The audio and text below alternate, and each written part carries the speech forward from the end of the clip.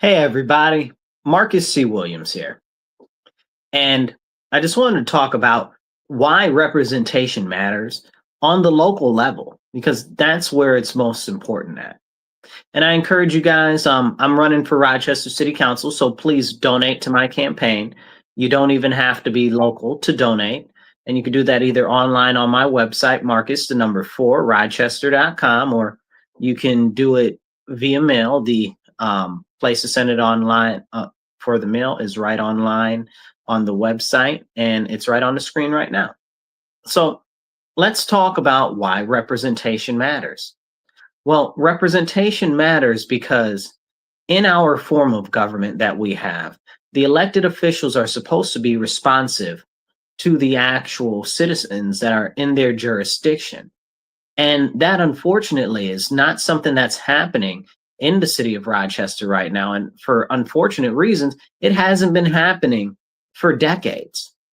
We see people in office that are more concerned with themselves and with various nonprofits that are smuggling funds back into their own pocket or to the benefit of a family member or a friend. And they work with them and they help them and they help the people in New York City and downstate in Albany and stuff like that that are also in the so-called party of politics, but they don't actually benefit us. They don't actually represent us and our needs in our community. I encourage you, share this video, get this message out there, and let more people know, because we have to get active. This is why I'm running for office, because I'm sick and tired of them playing politics with our lives. And let's be honest, politics is a shady, dirty business, and I'm not a big fan of the government, any level of government. I believe that the government is far too large, and they've grown so big because people keep abdicating their power to the government. And we have to stop doing that. We have to. We have to stop depending on government to save us, because it never does. It only takes more liberties and more freedoms away from us, and it bolsters itself while the people suffer. And people will say, oh, well, Marcus, well, if that's the way that you feel about government, well, why are you getting in government? Well, there's a couple of reasons there. One of the major reasons is because people don't see what's going on in government.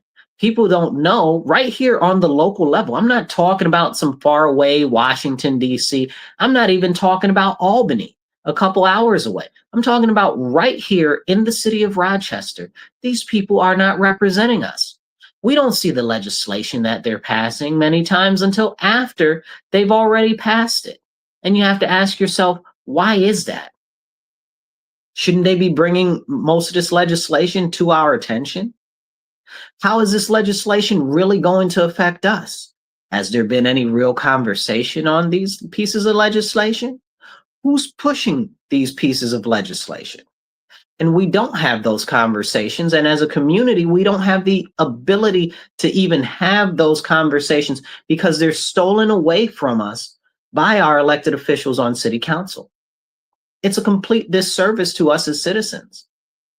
And it would be flawed of me not to point out that for 60 years, our city has been run by Democrats. And people will say, well, Marcus, it's really both parties that are the problem. You'll never catch me saying that both parties aren't the problem. But that's on a nationwide scale, right? That's not on a local scale. Locally, it's been Democrats for 60 years. So if you're a Democrat and you're a registered Democrat, I ask you a question. Do you believe that city council is serving your best interest? Do you believe that they're addressing the everyday issues that you face as a Democrat in this city? And I'd warrant to say that even if you are a Democrat, you're probably not satisfied with these people that are in office right now. But it's been all Democrats for 60 years. So when people say, oh, well, it's both parties, well, maybe on the nationwide level, we can have that conversation. But here on the local level, where for 60 years, it's only been Democrats, we have to start asking, why are these people that are supposed to represent the Democrat Party not representing our citizens and our constituents if the majority of the population is registered Democrat. That means these so-called Democrat elected officials are not actually representing Democrats. And you have to take a pause and you say, well, wait a second. If they're registered Democrat and you're registered Democrat, then who are they really serving? Well, you guys, they're serving the Democrat Party, not the people that are registered Democrat. That's a whole nother level. They're serving the County Democrat Party, the MCDC. They're serving the state party, okay, the New York State Democrats. But they're not serving you as constituents that are registered as Democrats. And they're definitely not serving me as somebody that's registered Republican. They're not serving independents, which is a growing group. And I know a lot of people are leaving the Democrat Party to become independent because they're like, we're so fed up and it's clear that they're not representing me. And that's why I'm encouraging you guys this year, vote for me. I'll be on the ballot. You can vote for me no matter what your party is, Democrat, Independent, Republican, whatever. I'll be on the conservative line. Just look for my name, check the box. You don't even need to change your party to do it. And let other people know. Because I'm so sick and tired of watching our city and our communities be left in a lurch and be left to the wayside while a very few people and very few groups seem to be benefiting on scale from the people that are in office. And the scariest thing to me that I think that we don't talk about enough is all of these nonprofits that are in the community that are getting all of this money are largely friends of all the people that are on city council. So you wonder, well, or the city council people are on their boards. Now, I'm not saying that everybody's corrupt, but I am saying, well, if the same nonprofits that these people that are on city council are a part of are getting the money, and other groups that are applying for money aren't getting the money, or other groups that could get the money but don't even know that you can apply for certain monies because it wasn't brought to them in a manner in which they could receive it in time to apply, we need to start asking ourselves, again, what's really going on? And that's a very, very fair question. You know, I asked a question in relation to a property that one of these nonprofits was getting, right? A big property in the city. And I asked, I said, well, were there any other RFPs for this thing? And one of the directors got mad at me for asking that question. I said, now, hold on now. I didn't accuse anybody of anything. I wasn't even implying. I was just asking an honest, earnest question. I wanted to know, did anybody else apply to get this property? And they got mad. Well, wait, hold on. Why are you getting mad? Is it because that the perception there is that there might be something shady going on there? Well, the Bible tells us that we should avoid anything that looks like impropriety. So if it looks like impropriety, it's very possibly there's some impropriety there, or maybe not in that specific thing, but maybe somewhere else. And that's concerning to me because we see all of these nonprofits. It's the same ones. It's the same ones that are always getting the majority, the lion's share of this funding. And we have to start asking, well, where are the disclosures for these various people on city council? And what do the disclosures say? Where are their monies coming from? And we need to start asking these questions, but we don't have anybody on the inside with eyes on these different things. And that's why I'm running for city council, because there's so much deviousness that's going on in there, underhanded dealings. And a lot of the legislation is not clean and is not being brought to the attention of the public. And it should be. It should be. And that's why I'm running to represent you, to represent our community, to represent the whole collective of our city. Because representation matters. And if our so-called representatives are serving themselves and their friends more than they're serving us as the community, we have a very, very serious problem. and you look at the basics of what's happening in our city and what happens in our society that people are hurting from or are upset about. The crime. We just had 2 mailmen were robbed in one day. Then we had another mailman robbed the next day. We're up to about 9 or 10 mailmen robbed in the last 3 weeks. Well, why are the mailmen being robbed? Because the city refuses to address the crime in our city. City council won't even talk about it, you guys. They won't even acknowledge that there's a crime problem. All of those cars got broken into over off of Park Avenue. No crime. Crime doesn't exist. We are consistently plagued in places like the Jefferson and Chili area, the Portland area, North Clinton, Dewey Lake area with crime, and they say nothing. They say nothing. Why is that? Do they not care? Are they benefiting somehow from the crime? These are the questions that we have to ask. But these aren't serious questions that are being asked because the people that are on city council are going along to get along. They're not actually representing you. And this isn't me saying that everybody on city council is bad.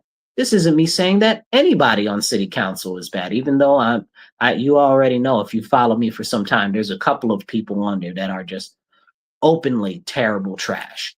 Okay, but we're not going to talk about them today. So the fact of the matter is that when it comes to policy and you see that there's money coming from the state to address things like the crime, but the crime isn't being addressed, why is that? When we see budgetary allocations for different programs and stuff, and we know that there needs to be more investment in public safety, and we don't see that, why is that? Is there a discussion that's coming to the community about these budgetary priorities from city council? No. And this is why I'm running. But I need your guys' help.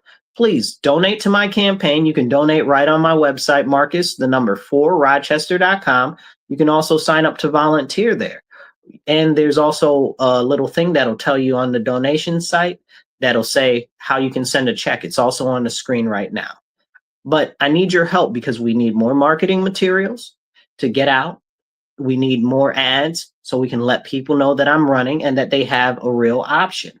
And then I need your help making phone calls if you can, or just share my videos. All of that helps spread the message that we need real representation. And I'm willing to stand up for you. I don't know that many people are going to want me to be on city council very long that work in the city council politics arena and stuff like that, because I'm going there to represent you. I could care less about the political machines that they have going on. I could care less about all of their cliques and little segmented groups that are serving themselves and not our actual citizens. You're my concern. Our city is my concern. But it's clear that we don't matter to them. And I encourage you, let everybody know, no matter what party they are, Democrat, Independent, Republican, whatever, they can vote for me, Marcus C. Williams. My name will be on the ballot. You'll see me on the conservative line. Just check my name. You don't even need to change your party to do it. Because if we're going to get real representation, we're going to have to do something different than what we've got right now. A lot of these people that are on city council or running or whatever, they talk about accountability. Well, but then they get into office and they do shady stuff and there's no accountability, none for them, none for their friends. And I look at these nonprofits and I'm like, where are the KPIs, the key performance indicators for these nonprofits that are getting all of this city money? If there's tens of millions of dollars going to homelessness in our city every year, how come I see more homeless people every single day? And the scariest thing about the homeless population that I deal with them frequently, what I'm seeing more and more of is people that are homeless that are working. So can we have that conversation? But no, city council doesn't care. They don't care. And there are a ton of people struggling in our city, one paycheck away from being out on the street. And we know that the stuff keeps going up and up and up. and it's not being addressed adequately. Every now and then, the city council will push some piece of legislation and say, oh, this is for you. This is going to help you. This is going to do great for you. And it's all the solutions that you ever wanted in the world. But they're selling you a false bill of goods. It's complete subterfuge. It's disingenuous. It's lies. You understand what I'm saying? And this is what city council is doing continuously to us as a community. And I encourage you, please take a second, share this video on your page, on your friend's page, retweet it. And if you're not following me yet, be sure to follow me and subscribe. As we talk about these issues, it's not just the crime and the homelessness and the housing issues. We also have the issues with the education system. You know, I just had to fight during the mayor's budget with them to put more funding for tutoring at the rec centers. Why is that a fight? You understand what I'm saying? Why, if I'm suggesting that you should put more money for tutoring at the rec centers, why is that a fight? Why are you telling me that it's not the job of the city to do that? Excuse me. I don't know what the job of the city to do tutoring is at the rec centers, but it seems like if the city is in control of the rec centers, that, well, maybe that's their job, is to provide programming for the rec centers. Excuse me if I've completely distorted reality and the city that controls the rec centers is not actually the people that are in control of the rec centers, and programming at rec centers isn't actually something that exists. You know, like this, I'm asking you to allocate more funds for tutoring at the rec centers. Like, it shouldn't be like pulling teeth. Like, are we being serious? And when I was growing up, when I was little, I used to go to the Boys and Girls Club all the time, and they had tutoring there. And I felt that, well, the Boys and Girls Club is nothing more than a rec center, a private rec center, but it's a rec center, and they got tutoring there. Why don't city rec centers have more money for tutoring? And they fought me on that. Like, what is it? How is that a fight? How is that a fight? And this is why I'm running for city council, because the common everyday issues that have real solutions that we could be implementing are being completely overlooked and not even taken up because they don't care. But I'll tell you what they do care about is how good they look, cutting some ribbons, right? Or pushing some legislation that isn't going to actually benefit you the way that they say they do, right? Like, now I know everybody's torn on the police accountability board, right? Okay. But the fact is the way that they pushed the police accountability board on us, they said it was going to be the greatest thing ever since smoked cheese. And that thing turned out to be trash below your knees, and and we have to look at this and we have to say, wait, but you promised us that this was a solution to the issues that we have had. And you sold it to us as the solution.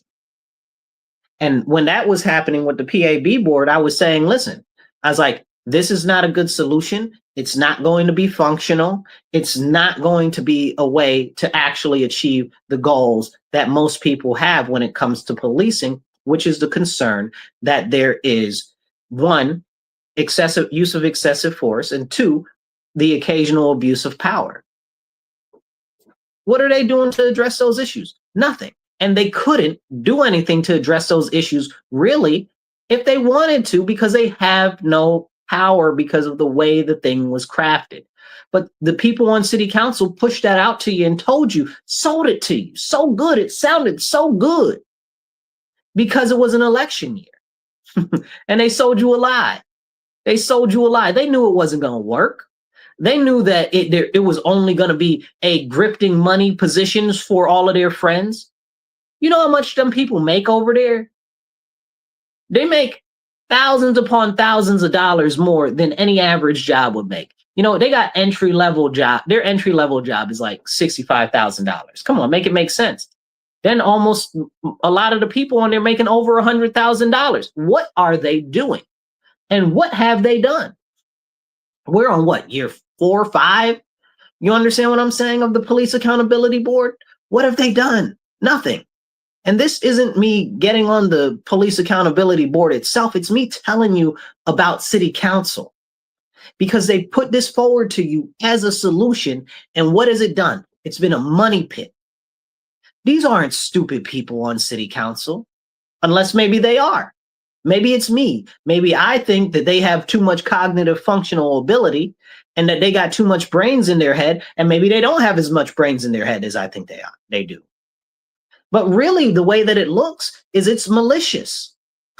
It's malicious. It's malintent. They sold you a false bill of goods with the police accountability board because it was an election year.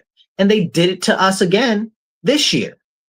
They said, oh, well, we're going to pass good cause eviction because that's going to stop all of the problems with the rising rents and all of this and all of that. Lies. That's not what good cause eviction does. Why they lie to us like that? And I've spoken, if you guys follow me, I do my best to post my speeches from city council. I don't always get a chance to post all of them. I'm sure I got a couple I haven't posted, but I'm pretty sure I posted that one where I talked at city council about the whole thing with the with that, where they said, oh, well, it's supposed to solve everything. And I'm like, listen, it doesn't address the fact that the rents are going up on different places and that there is no way to control that, but you're telling me that that it's going to help with all of that when it only helps a very few people, when it doesn't help work with small landlords and it's completely non-existent for major landlords. So what exactly are we doing? But again, this is how city council is set up. They're not representing you, but they'll sell you a false bill of goods. Now, the newest thing that they've done, and real quick, hit the share button, hit the like button, drop a comment. I'll try to pop your comment up on the screen. But one of the things that they've done most recently is this new, what are they calling it? The sanctuary city policies. More lies, more deception, Real quick, if you can help by sharing this video or donating to my campaign, I need your help for more donations, whatever you can do, whether it's $25 or whether it's $500, whatever you can do. We need about 40 donations of $100 or more so we can actually start to move this in a successful way to make this change happen, okay? And I need your help. So please donate on my website, Marcus4Rochester.com. On the screen right now, on the side right here, it shows you how you can send a check if you don't want to do a donation online. Help me get the message out there because we need to make a difference. Okay. So the newest thing was the illegal aliens, right? At least that's what we thought it was. We thought it was about illegal aliens. They called it the sanctuary city thing. And everybody's like, oh, it's illegal aliens, but it wasn't illegal aliens. It was a little bit about illegal aliens, but another whole portion that they snuck in there, which if you ask me, should have been a referendum or at least brought out to the public to tell them that they're going to do it ahead of time, was that men can be in women's bathrooms. Now that's not okay. They can be in the bathroom with women. They can be in the bathroom with little girls, and they can be in bathing facilities with little girls and women. Now, you ask yourself, who's ever even used the word bathing facility in a sentence? Who does that? Nobody does that. I haven't used that until this point. I've never used the word bathing facility in a sentence. So this is in there in the legislation for the sanctuary city stuff. And people will say, oh, well, it's about trans people using the bathroom, but that's not what it says.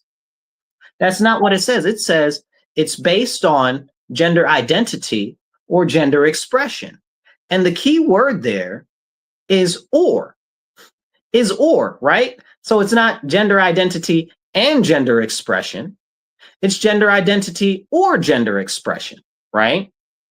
So gender expression is just the way that you dress, right? So you can essentially be a cross-dresser or just be dressing up in cosplay and using the women's bathroom if you're a grown 300-pound, 6'5" man. You understand what I'm saying? Like there's no guardrails there. There's no guardrails. And that's a concerning thing because this is something that they passed under the nose of the public 9-0. And we know that most people in the public would not agree with this.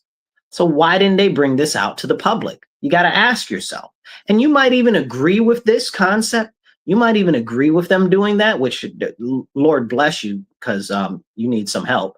But you might even agree with this concept. But the way that they did it was very dirty, very dirty. They didn't bring this out to public conversation. Well, why wouldn't they bring it out to a public conversation? Why wouldn't they tell you what's going on, what they're going to vote on? Why wouldn't they tell you that this is allowing people based on their gender identity or gender expression to be in the bathroom that they feel is the best one for them? Why wouldn't they? If it's so fantastic, why wouldn't they come tell us? Because they know that the vast majority, 90+% of the population here, will be adamantly against it. Not a little bit against it, adamantly against it. And this is a very serious concern, you know?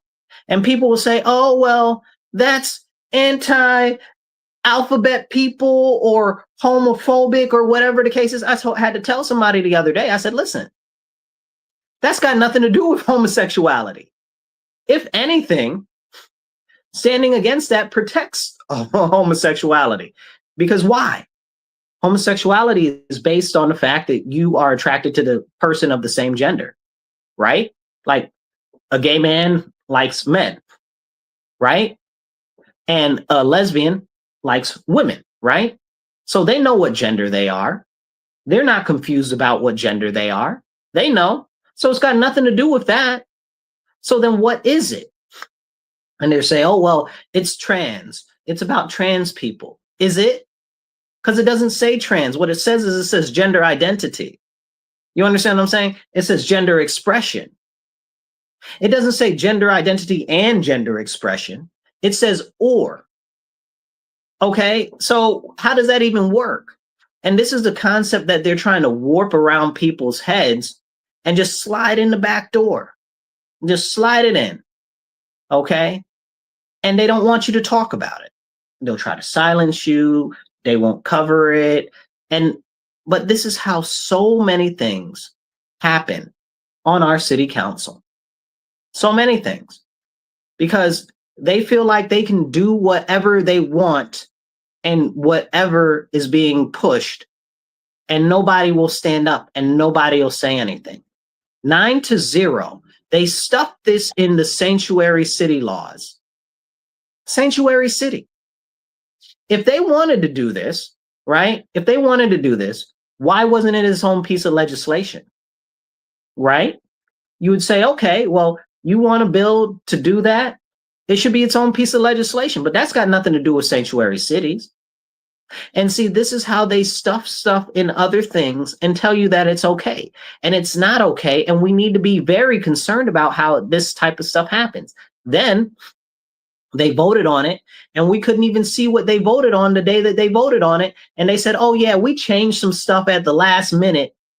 These 10 nonprofits, shady, nefarious nonprofits that worked with them to craft this legislation that didn't bring it to the public's attention, that they wanted some stuff changed in it. Well, hold up, pause. Nonprofits are speaking for the whole community. That's not their job. Nonprofits are supposed to serve the community, but you got these people out here lobbying our elected officials with our tax money that they got from these same elected officials, and they're lobbying for legislation, these same elected officials.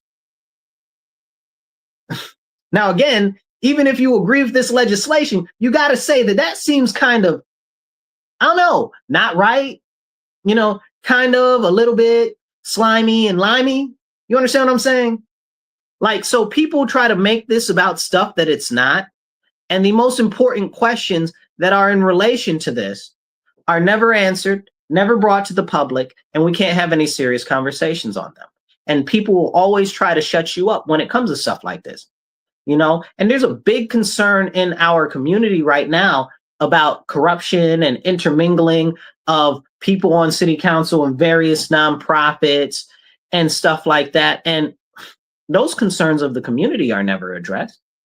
It's gotten so bad, most people don't want to vote in our community.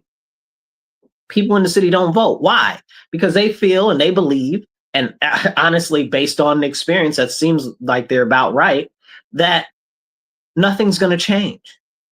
Well, this is why I'm presenting you, myself, as an option to vote for.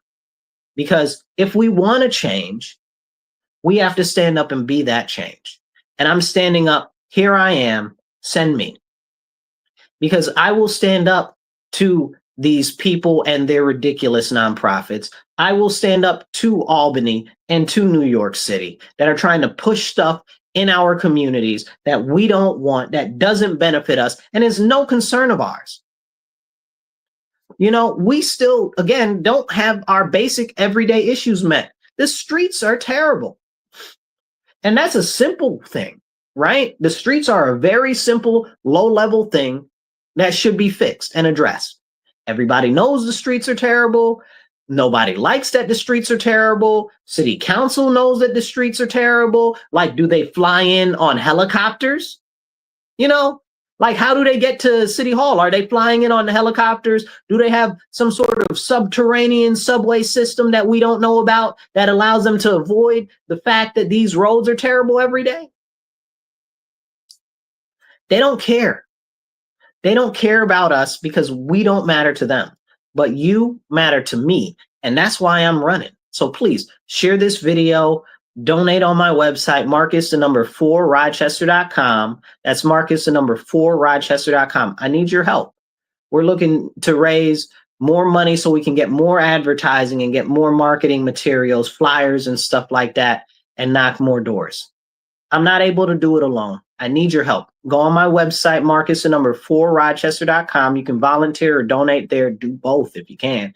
And we're working to get about 40 donations of about $100 a piece so that we can really start to make an impact. So if you can donate $25, that's fantastic. If you could donate $500, that's even more beautiful. You know, but every dollar counts and I need your help. So please, please, please donate because we deserve real representation. And in order to get real representation, we got to get the word out because they're not covering us in the media. They're not covering us on the news. We do press conferences all the time. The news doesn't come. They don't show up because they don't care, because they know that you matter to me and they're too stuck on the fact that they're just getting kickbacks from the people on city council. And they don't want to try to maneuver anything differently because it might upset the apple cart and it might upset their funding. And they're pushing their own agendas when nobody out here, except for me, is trying to stand up for the agenda of the people, which is very basic. We got issues with the crime, the housing, the education, the continued rising prices of energy.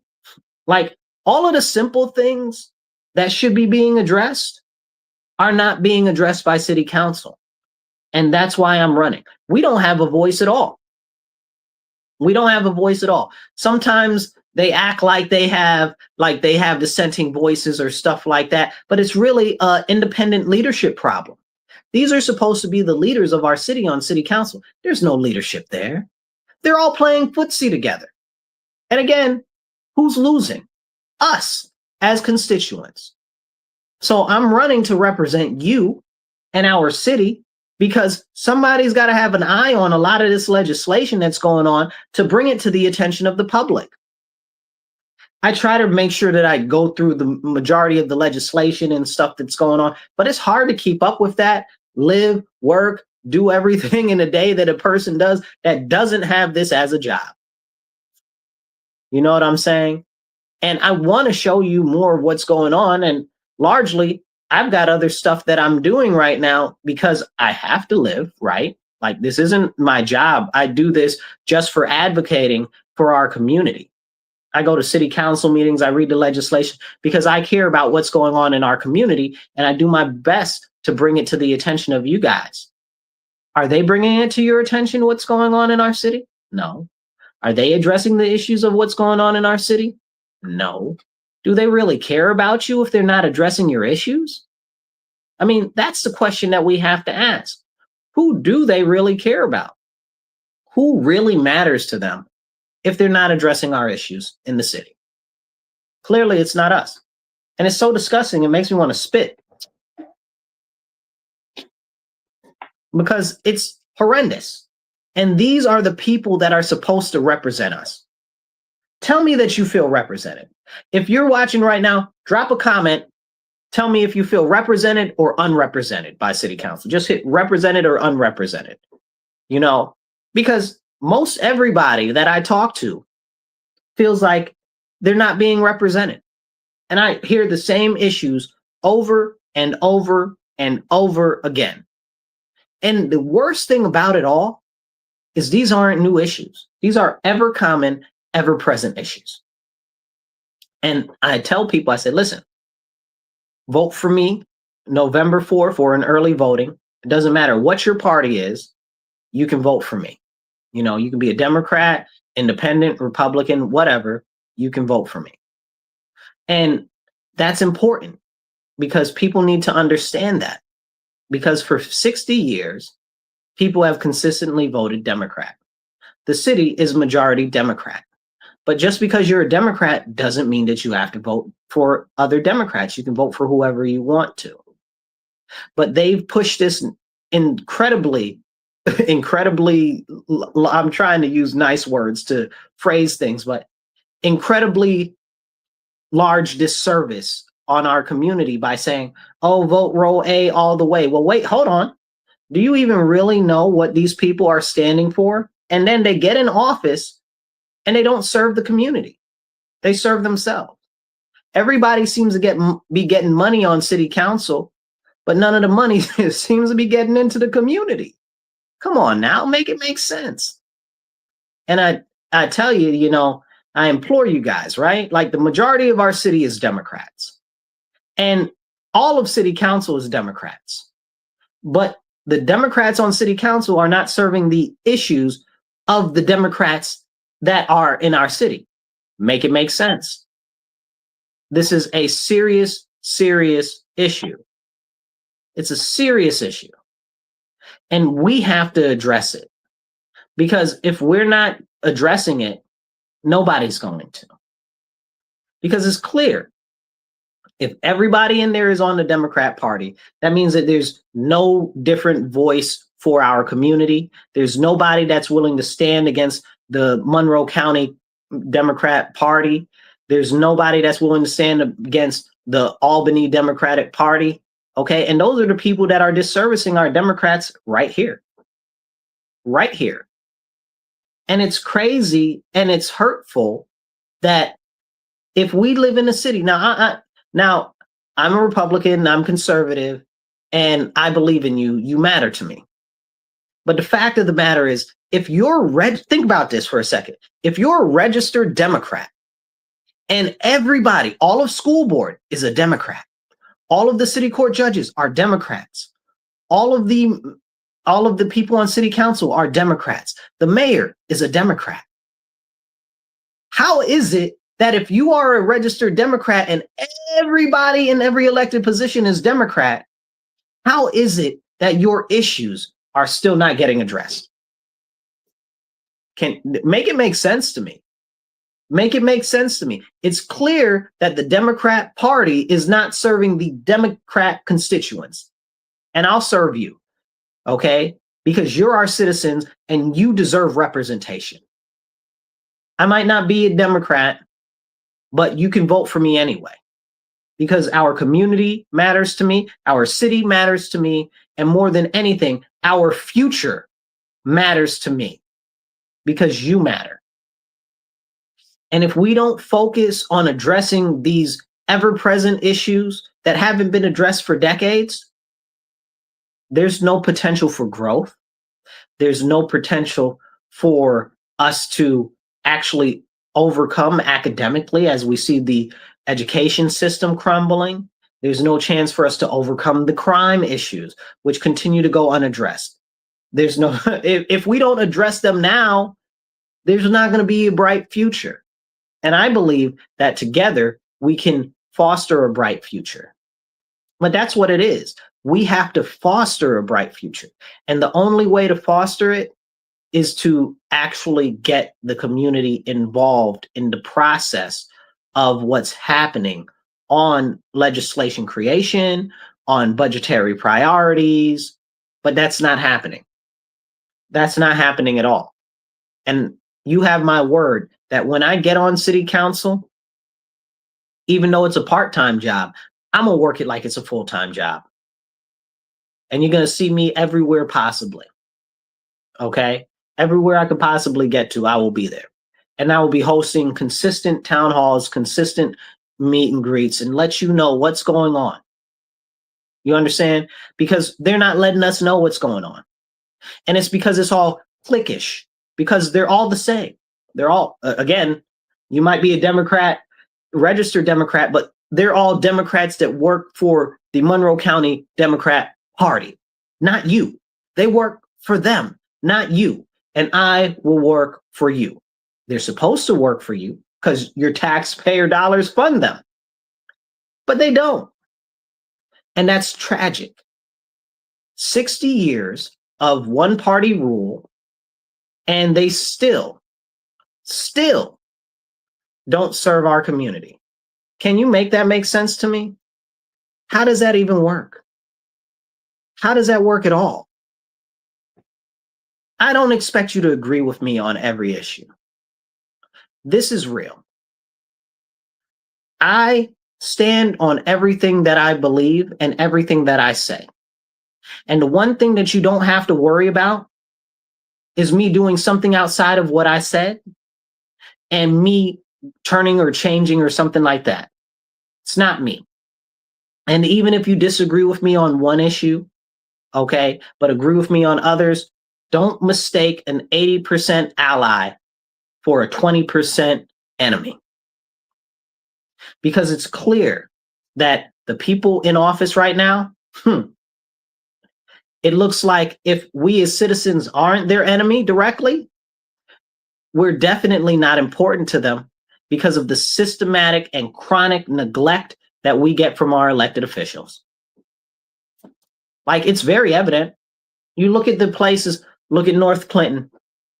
You understand what I'm saying? Look at North Clinton area. What's going on there? Generations of decay, complete neglect. You know, now they've got millions of dollars coming in there and they're pushing people out of their homes. It's so upsetting. It's so upsetting. They're pushing people out of their homes. Why? Because you don't matter. And this is the thing. You see the same thing, people say stuff like disinvestment, right? But it's worse than disinvestment. It's intentional neglect because you're not important to them. Please share this video as we're having this conversation. Get this message out that we have an option to vote for me on city council this year.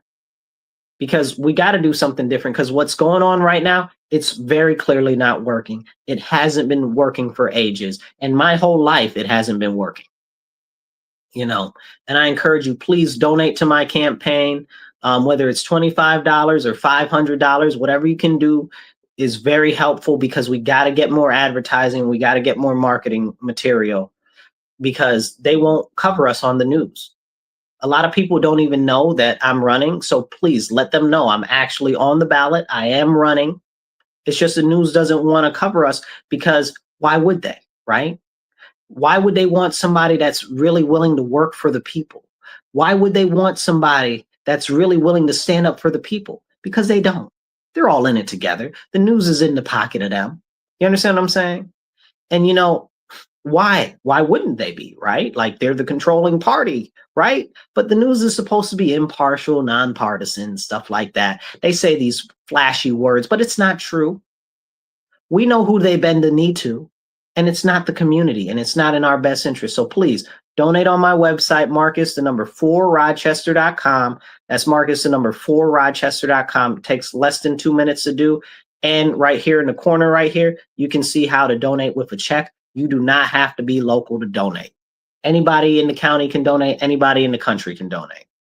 As long as you're in the United States of America, you can donate. And here's how to send a check if you want to send a check instead of doing it online. But back to the conversation at hand. I know that everybody doesn't agree with everything that I say. I don't expect you to. I don't agree with my bestest of best friends all the time on everything. okay? But the important, basic, everyday, singular issues of crime and public safety, you deserve to be safe walking to your car, walking to the mailbox, right? Because they're beating up mailmen and robbing mailmen. I got a video somebody sent me. I'm going to share it tomorrow. But you deserve to be safe walking your child to the park. Like, these are serious issues that impact all of us. Doesn't matter whether you're gay, straight, independent, Democrat, whatever. It doesn't matter. Public safety is a necessity for a thriving community. And right now, we don't have that. That's why we see a lot of businesses closing down. And speaking of businesses, can we ever talk about all of those good jobs that they promised us were going to come to Rochester, which we've never seen? Where are those good jobs they promised us? I haven't forgotten that. They promised us every year, oh, we're going to bring the thousands of jobs to Rochester. Look, they haven't even brought a couple of jobs to Rochester. And the jobs that they bring, who can get them? They're hiring people from other parts of the country to come here to work these jobs, not Rochesterians. You understand what I'm saying? See, this is the very serious problem and issue that we have. And what are they doing to focus on small business development, right? We got a whole department, business development, stuff like that. We got the, I forget what the other thing is called now too. But we've got these business programs. Clearly something is amiss. It's not practical. It's not functional, because the small businesses and the entrepreneurs that are here in our city are not getting the services that they need and that they deserve to be able to grow here locally, because our city council is too concerned about non-local businesses coming here that they refuse to focus on what made Rochester thrive. Local independent businesses. It's always been that way. All of the businesses, look at the huge businesses that we used to have. We used to have a lot of flour mills and wheat mills. That's how we started out as a town, you know. We had manufacturing, we had wool mills, we had all types of stuff. Where did those start? Here in Rochester. They all started here in Rochester. Our biggest employers ever, Xerox, Kodak. Where are they from? Here in Rochester. Organic job creation happens when you focus on local business development, not trying to bring somebody in from across the country that can pack up their ball and go home if they decide they don't want to be here anymore, or if they decide that the crime is too bad, which it is crazy, or they decide that, oh, well, we're not getting the tax breaks that we want anymore, so they're going to leave. You understand what I'm saying? If you focus local, that's how we grow. That's how we thrive. We look at the education system. Let's talk about the education system for a couple of seconds. The education system does not discriminate on what party your family is or whatever.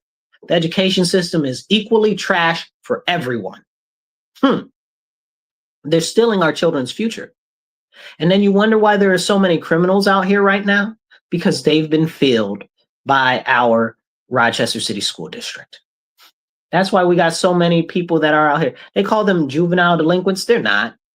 There are some that are juvenile delinquents, but we got a lot of them out here that aren't juvenile delinquents. They're criminal terrorists. They're criminal terrorists. How did they get that way? Because they were failed by the academic system. They were failed, okay? Because the academic system is terrible. We have the second most funded school district in the nation, $1.4 billion, right? $1.4 billion. We spend over 40,000. So I think it's almost $45,000 per child. Might be almost 50 now because we keep losing students and shutting down schools.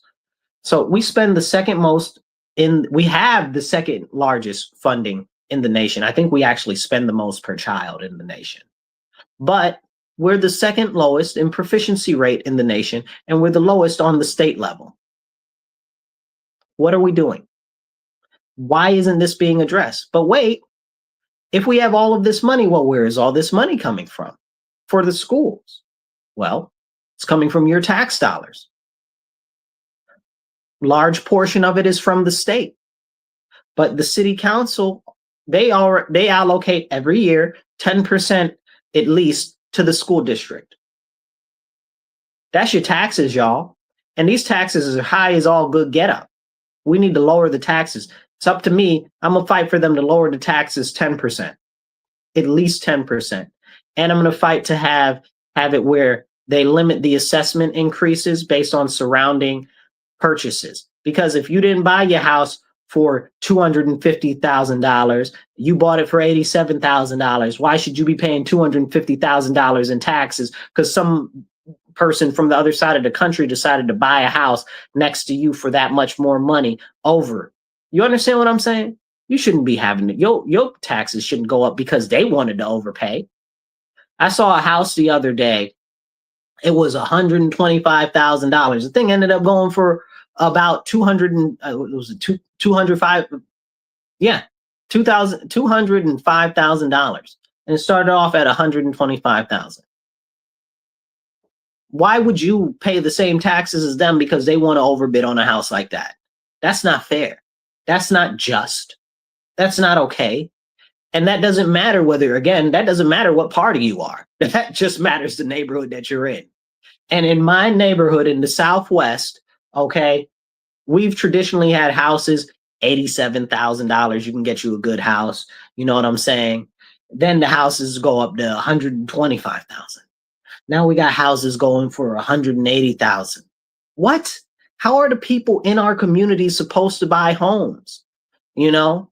Then they're doing it in other places too. I saw a house on Avenue D the other day that they were renting for like $3,000 a month on Avenue D.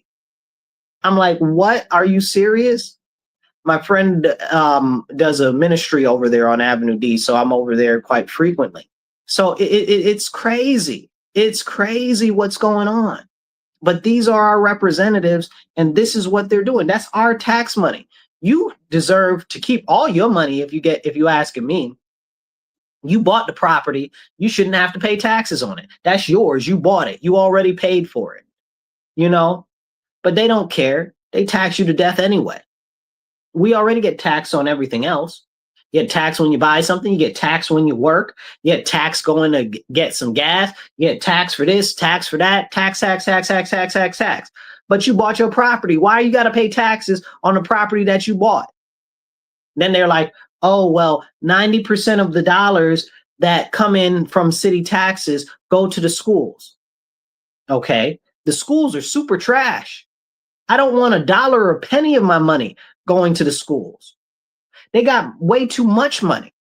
If we took away the small 10% that the city gives the school district, it's 90% of our taxes, but it's 10% of the school budget because the school budget is so huge, $1.4 billion. But it's 90% of our taxes. That's where 90% of it goes.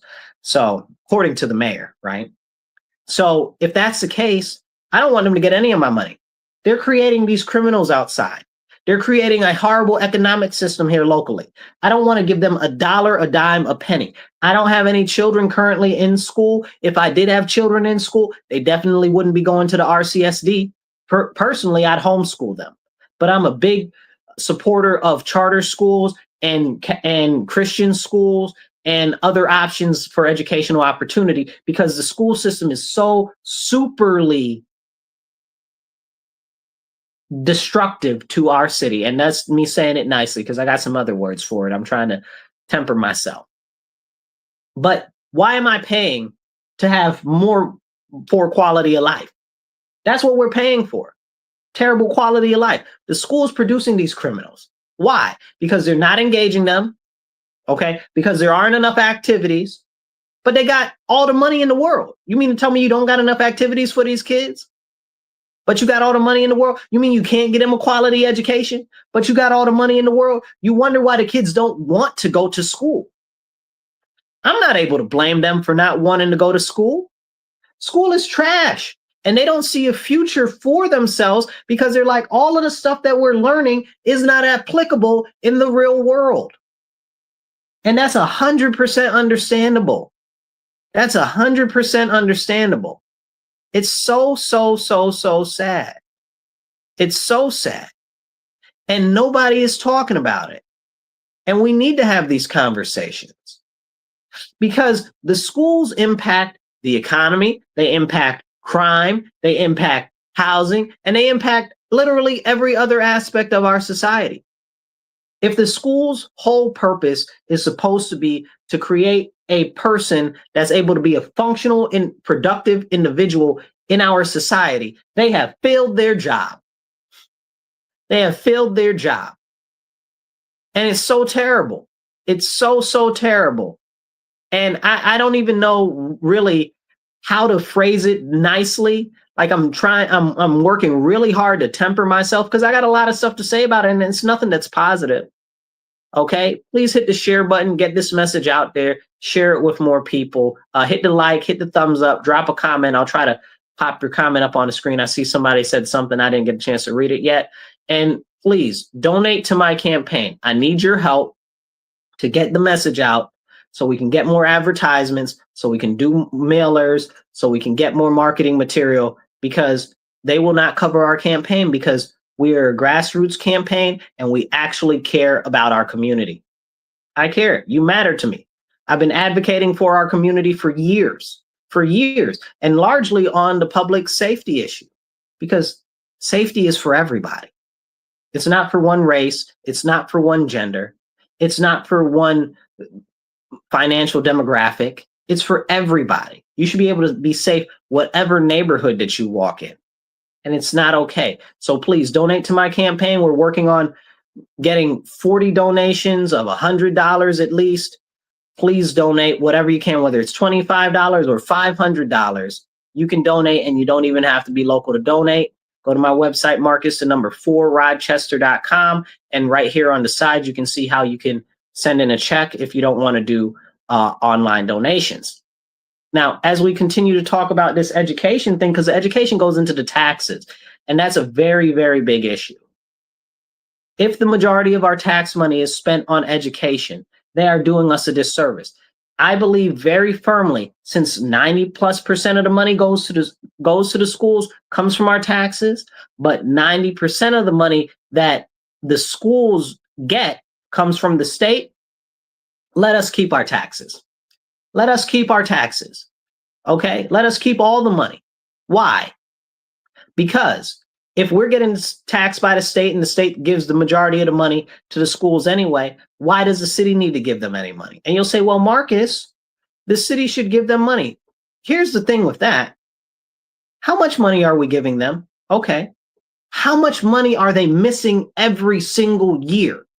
Every single year, the school district is missing tens of millions of dollars. Tens of millions of dollars. Where's the money? Poof, thin air. Okay. And then when you question where's the money gone, they'll be like, oh, nobody's stealing it. Who's dumb? Are you stupid or am I stupid? Because if tens of millions of dollars just into thin air every year, every single year, tens of millions of dollars are missing from the school budget that are never accounted for. The city has not had a time where they have ever passed an audit in memorable history from the state. So where's the money? And they'll say, oh, well, it's because of the software and double digit stuff and processing and stuff like that. You know, I don't have an accounting degree, but I have taken accounting. And accounting isn't easy, but it's not that hard. You understand what I'm saying? So you mean to tell me tens of millions of dollars are just poof into the air? Where's the money? Where's the money? Where's the money? That's our money. That's our tax money. You're charging us taxes. Where the flying monkey's uncle is our money. You understand what I'm saying? They shouldn't get another dollar out of our tax money. They are already getting enough money from the state tax money that they get. They get more than enough state tax money. Okay. I don't remember how much it was this year, but I remember the previous year, it was almost $1 billion.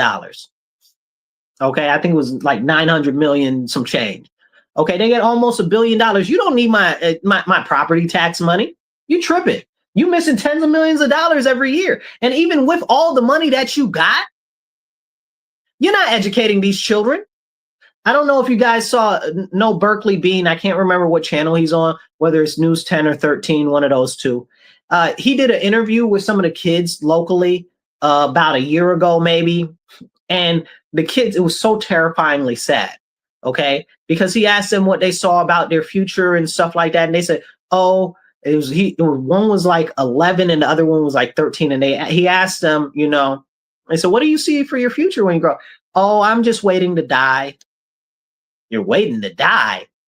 What the holy smokes is going on with our education system where our children don't see any possible prospects for the future? They're just waiting to die. Then you wonder why there's all this youth crime out there, because they don't see any opportunity. They don't see any possibility of being a success or achieving more because the schools aren't setting them up for success. They're not. But they're spending our tax money to create more problems. So disgusting, it makes me want to spit. This is a problem and it needs to be addressed, but city council doesn't do anything about it. So I went to the budget meeting for the city. Again, I was talking about the tutoring and stuff earlier that I was advocating for, but I went to the budget for the school district also. And they were asking, well, what can we do what does the city want to see, the people want to see from the school budget? I don't think I put that video up. I think I got that video. I'm going to go look for that video and I'm going to try to post that. I don't think I ever posted that one. But I told them, I said, listen, I said, we want more transparency from the school district budget. Now, mind you, city council is supposed to be overlooking and watching over the school district, but they don't. There's no accountability there. And that's crazy to me. So I said, I would like to see more of transparency from the budget. I'd like quarterly you guys to publish the monies that you've spent, because that's important. Publishing the monies that you've spent to be more transparent for everybody in the city to see each quarter. Just let us know. Give us line items, give us line items and then give us the under receipts, give us the receipts so we can look at it ourselves. Okay. Let us look at where our money is going. It's our money. Why are you hiding it? Why are you so secret? But we'll see what happens. I really, truly did. I asked them all of the whole school board was there. I asked them all right in city council. I'm going to try to search the video. I got it somewhere. I don't think I ever loaded it up, but I'm going to load it up if I can find it by Monday for you guys. But this is important. This is important. We need the transparency. We need the oversight. And it's very, very, very clear that city council doesn't care. City council doesn't care at all. And we deserve better. But the only way to get better is to replace these people that are on city council. So I'm encouraging you guys, get out the message that anybody, no matter what their party is, they can vote for me. Okay, whether you're Democrat, Independent, Republican, whatever, you can vote for me, Marcus C. Williams, in early voting or on the ballot. My name will be right there. Just check my name. You don't need to change your party to do it. I'm working on restoring focus on our community first issues. And I'm working on making sure that there is some sense to this nonsense, because it's very clear that these people that are on city council are just going along with the nonsense. They don't really care. They're going along to get along. And what is really being done? Nothing. It's continued chronic neglect of the everyday needs of our people in our community. And that is 100% unacceptable from our elected officials. We live in a representative republic. People will say, oh, well, we live in a democracy. That's a conversation for another video. It's actually a representative republic. But if you want to say it's a representative democracy, that's what you want to say. Okay. But regardless, either way you say it, it's supposed to be about representation. And we don't get that representation here on the local level. They're representing the people who put the money in their back pockets. They're representing the interests of various nefarious nonprofits or big corporations or downstate in Albany or the Democrat Party here locally, but not the actual Democrat constituents. They don't care about us as constituents. They don't care about anybody they're supposed to be the representative of. I had a conversation about the earlier legislation I mentioned that they passed under our noses, where they allow men to be in the bathroom with women and showers and stuff with little girls. I asked one of our representatives about that. Okay, Bridget Monroe, and I said, you got to get that out of there. I said, because the community doesn't want that as a whole. And she said to me, out her mouth, craziness. She said that, yes, we do. I said, ma'am, no, we don't. So she continued and said, we do what we want because we're the ones on city council. I said, hold up. I said, excuse me, ma'am, you're supposed to be a representative of the people. You're not representing the best interests of the people. But that goes to show you guys mindset. Their mindset is they'll do whatever they want later for you. And that's not acceptable. Okay? Our government is based on a representative system. They're supposed to be representing us, not doing whatever they feel like. But they are in there doing whatever they feel like. And clearly, whatever they feel like is not addressing the issues of our community. And that's why I'm running. Because it's crazy. It's absolutely crazy. I try not to get on lives and stuff like that and express my serious frustration with the failures of our local government. But I know a lot of you guys have been following me for years and stuff like that. You see me advocating for our community regularly, because I care, because our community matters. I could be anywhere in the world, but I want to be here because this is my city. This is the city that I love, and I want to build up our community. I want to build up our city. I want us to be a bright beacon for everybody that is in our city and our community to believe and have a real reason to believe that they can have a better tomorrow. I don't want our city to be focused on bringing people from the other side of the country that have more money here, like they talk about all the time. Oh, we're not prioritizing our local citizens. We're prioritizing bringing people from the other side of the country, like California or Arizona, that have more money, that are called climate migrants. Okay, I'm not with that. You're supposed to represent me. The city council is supposed to represent us, our constituents here, not the interests of people in California, not the interests of people in Arizona or anywhere else in the country. They're supposed to represent us here, right here, Rochester. You're Rochester City Council. You're not the City Council of Albuquerque. You know what I'm saying? Like, what's going on here? But they say these things out of their mouths, and sometimes it's like people aren't listening to them, or they don't really know what's going on. And this is a serious problem. And this is why I'm running. So please hit the retweet button. Please hit the share button. Share it on your page, your friend's page. Share it to your groups that you're in and stuff like that. Let people know that there is a real candidate that is running, that cares about making a serious difference for our community. And that would be me, because you matter to me. And I'm so sick and tired of the continued neglect of our people. Every neighborhood almost in the city is continually neglected in one way or another, because we all generally have the same 4 or 5 issues. Crime, okay, which they don't even talk about. The crumbling education system, which they continue to not address. The continued rising in housing prices and energy prices, okay, which never really gets addressed either. And I think this is a very important thing to focus on: the local economy and good paying jobs. They don't focus on any of that. They don't address any of these issues, but I'm willing to. And I've got a number of different plans and initiatives for these various things. They're on my website, marcusforrochester.com. And then if you read, you can read some stuff basic on my website. And then if you click the menu button, it says plans.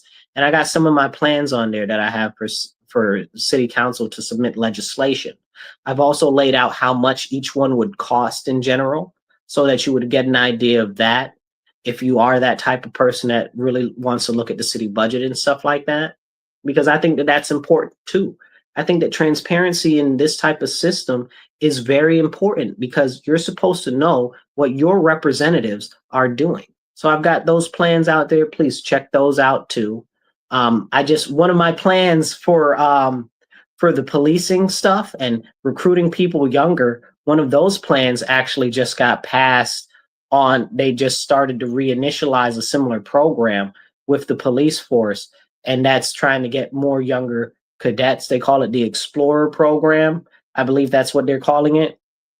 But I have a similar program that I want to start for the police to get people actively into the police force from our community, from our local areas. Because if we don't do that, nobody wants to come to Rochester and be the police, right?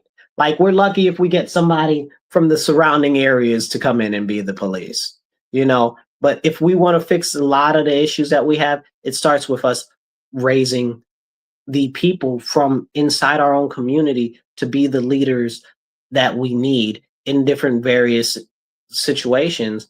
And the police is a very, very, very big part of that. So I am very happy that they did this new Police Explorer program. It's actually like a restart of something that they had previously, but I do want to also put my vision out there for the what I'm calling the Youth Police Corps, which will provide them a direct pathway into the police force from schools. So that's something, and I am really excited that like somebody's listening to me out there and they take some of my ideas seriously.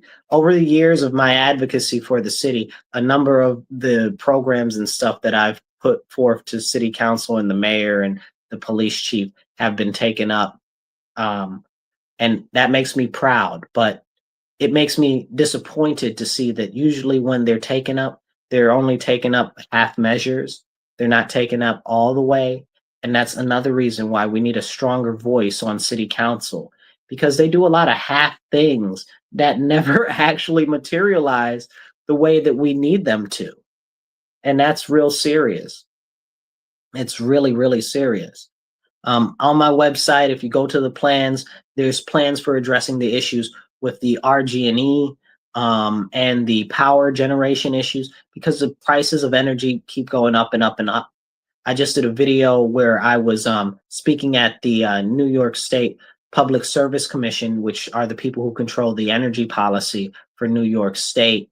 And I was expressing my concern with the bill that they've constructed, where they're telling us they're going to shut down more power plants and we're going to use less electricity. I'm like, how? How is that even possible? Our city is an energy heavy city, but if you're shutting down power plants, where are we going to get those from? Where are we going to get the energy from? That's crazy. That means we're going to have to buy more energy from Canada like we're doing now, which we didn't never used to do. And it's going to cost us more and the energy prices are going to go up. The Public Service Commission, they just actually allowed the energy prices to be raised 37%. They just passed that, and that went through about a week or two ago, and that was not even covered very much. So it's also going to go up another 30% over the next 3 years. That's what they've already hardwired in. So this is problematic. And here, if we focus locally and start focusing on energy generation here, we got the High Falls, we got the canal, we got the river. We can do a number of different hydroelectric projects. There are other options too. Like we've got Gunay here, which is one of the oldest, I think it's actually the oldest running nuclear power plant in the country, Now, the interesting thing about Gunay is not only is it one of the oldest running nuclear plants, it's one of the smallest nuclear plants. So that's kind of cool too. And it's like 15 minutes from here, But the interesting fact is, and a lot of people think they think nuclear bombs, and that's wrong. That's not how that works at all. Or they think nuclear disasters like Chernobyl. And most people don't know Chernobyl happened in the 80s, but the last reactor at Chernobyl closed in 2002. Well, how terrible could it have really been if the other reactors there were still operable? In the US, we had 3 Mile Island. 3 Mile Island happened. That's the biggest disaster in the US ever. The other reactors are still operating to this day. So clearly, we've been a little bit misled on that. But now we've got new nuclear reactors that can use even the fuel that's spent from old nuclear reactors until it's inert. And they're called small modular nuclear reactors. And they're extremely safe. And the federal government is giving out money for that right now to do. So we could build some here and actually no longer have to be reliant on RG&E. That'd be a dream of dreams. We don't have to rely on any outside energy company for our actual energy itself. We can generate it all right here. Between the hydroelectric and small modular nuclear, we can generate all of the energy that we need here in our city and even probably for the county, honestly. And then we could actually be making some money and put that money back into our city coffers, pay less taxes. I'm trying to tell you, I got plans. We're going to pay less taxes if I get in there. I got you covered. That's important to me. But yeah, so that's another part of one of my plans. I'll go into that at some point more in depth. And you can check that out on my website. I've got plans for other issues like environmental sustainability and stewardship and stuff like that. That's important to me too. I am an environmental conservationist. Yes, I am a Republican and an environmental conservationist. I am also a very strong conservative because those are conservative values. Actually, the Republicans are the reason why we have the EPA and we have a number of different things, including national parks and stuff like that. So thank a Republican. No, I'm joking, but I'm also serious. That's where those things come from. So that's why it's a very core part of my being. I believe in nature. I believe in sustainability. I believe in these things. But the way that we're going about it right now is harming our people and harming the environment. Most people talk about green stuff and they never talk about the impact of the stuff that they're talking about on the biosphere, on our environment.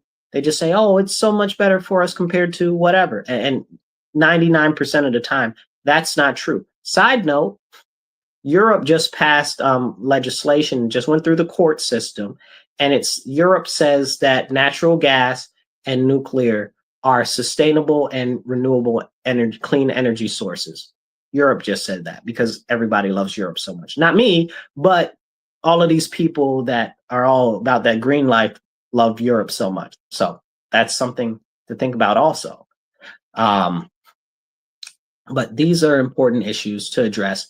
These are some real solutions. I've also got some stuff for the community to be able to invest in community-based projects. I believe that we should be able to make profit off of the investment in our own city. And we can start like a city independent sovereign wealth fund where we can put money into it. And then we can get money from the profits of the different projects that we do. We've got tons of money that we need for different projects, and we're always looking for investment. So why aren't citizens able to invest in the projects in our own city? They talk about you need $250,000 to be an institutional investor. So if you don't have $250,000 cash, you can't invest in the projects that are going on in your neighborhood. Now that sounds crazy to me. Why wouldn't the people that live in the neighborhoods be able to benefit from the projects in the neighborhoods? So I've got a plan for that too. I've also got a plan on educational opportunities outside of the school system, because the education system here is trash. We've covered that intensely. I've got like a separate workforce development academy that I want to do from the city, outside of the school district. Because again, I want to do I've got an after school scholars program. This is all on my website. You can go look it up, Marcus, the number 4 Rochester.com. So these are real plans that I've set out. Again, I've also put with them the amount that they're going to cost and stuff like that. So please check that out on my website if you want to find out more about those different various programs. And I got some other programs that I want to do that are not on the website, because I just haven't put them all on there. Nobody really reads that stuff, but I do talk about it. Like I want to do an initiative, a healthy initiative for our city to promote athleticism and physical fitness in which we have like our own Rochester Olympic type situation every single year, and have different sports and athleticism and even have academic athletics, you know what I'm saying? So you flex that brain power, you know.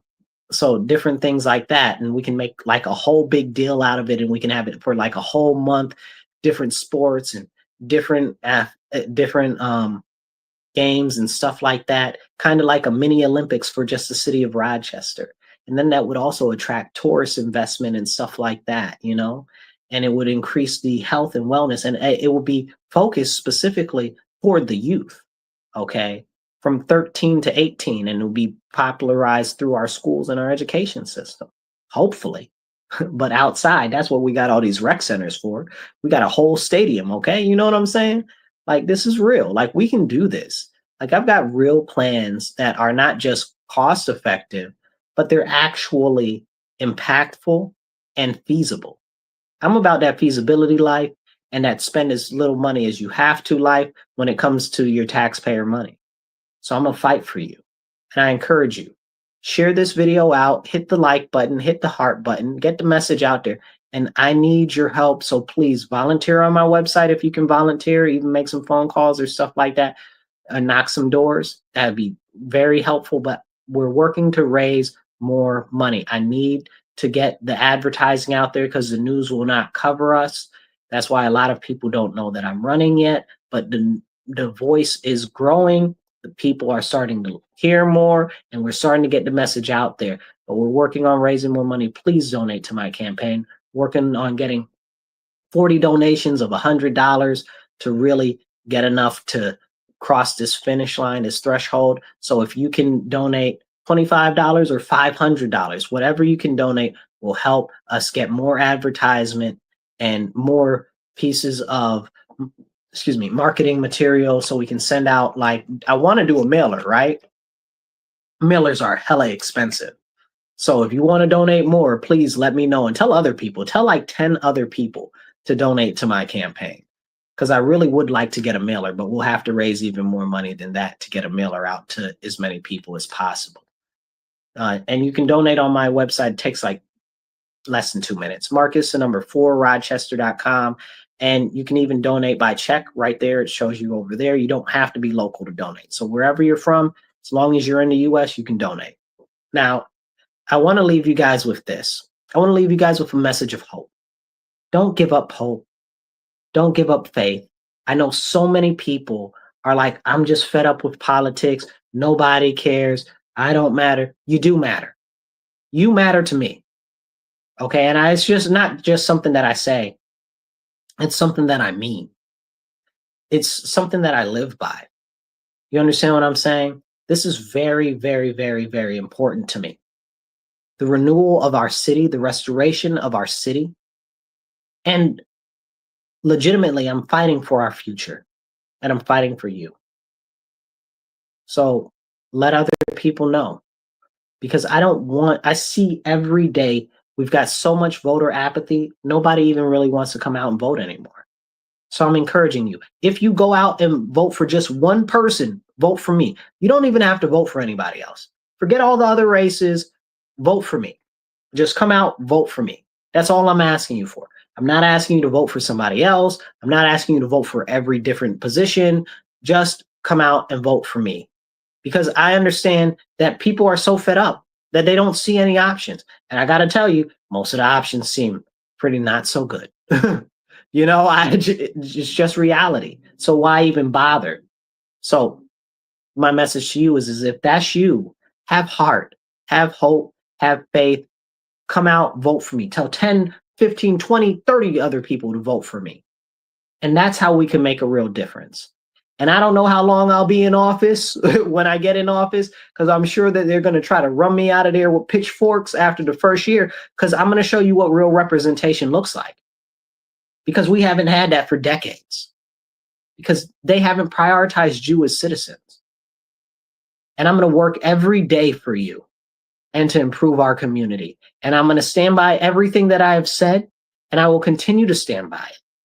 And I will continue to fight for you. And like I said, we might not agree on everything, but the most important things we agree on, okay? And working for the people is something that I'm going to do tirelessly and relentlessly, no matter who you are, no matter your race, your color, who you believe in, okay, as God or whatever the case is. It's not that I'm a Christian myself, but it doesn't matter. My job is to represent the people and the best interests of the people. And we're not getting that. So I don't care what your background is, who you go to bed with, you cut off your arm, you stapled it to your head. That ain't got nothing to do with me. But if you are a citizen, I'm going to do the best that I can to make sure that I address the commonality of all the issues of our citizens through both legislation, actual legislation, and policy. Because we even had Mary Lupian a couple of, was it about 2-3 weeks ago now? She said that we're a legislative body that doesn't legislate. Well, Mary, where is that legislation coming from that you guys are doing that? You know? So I will actually propose legislation. I've got, like I said, on my website, there's some out there now. I will actually propose legislation and I will stand by it. I'll bring it out to the community. I'll let you guys know what's going on. You'll see it on my social media. I'll be doing town halls when I get elected all the time. All right, you guys already see me in the community. Some of you guys come out to my different civics workshop and stuff like that, and Constitution and know your elected officials and stuff like that. Some of you guys come out to my workshops every month, and I'm glad for all of you guys that do come out every month. That's that's really encouraging.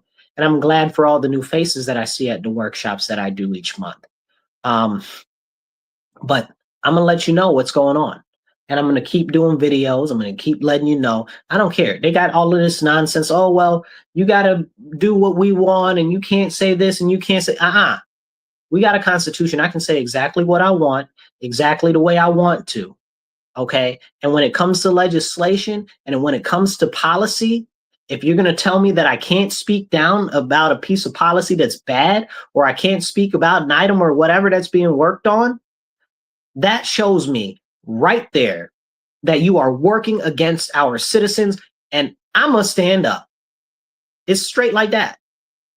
So like I said, if I get in office and I'm only a one-time person, remember that I stood up for you, and that's why they try to run me out of there. But it's not a big deal to me. My whole goal is to show you what representation is actually supposed to look like, because you matter to me. So I'll catch you guys later. Please share this out.